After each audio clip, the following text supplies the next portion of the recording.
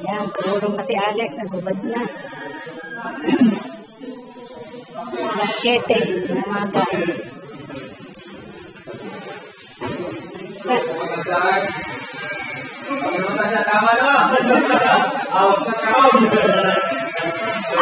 Suko pala.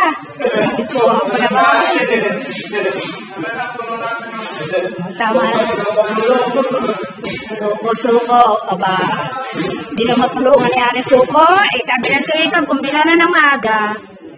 At magkikisami sa banyo. Yan, kaya ang itsura bago kisami yan. Nilalagyan ng ganyan. Tapos ang lalagyan ng kisame katulad nito. Yan. Ano na lang, banyo natin. Tsaka banyo sa mga bata. At saka are-tere. Aba? Ay, tapos na pala teres eh. Tsaka yung iskaderong, yung koridoyo. Yan, Alex. Mga kuryente ka dyan, namin. Umalis ka dyan. Labas. Yan. Yan, Ito, ang kwarto natin dito. Yan, kusina. Yan, kesame. Yan, papunta doon. Kulang na lamang. May kanilang asintaan ng simento. Ito papunta sa banyo. Ito.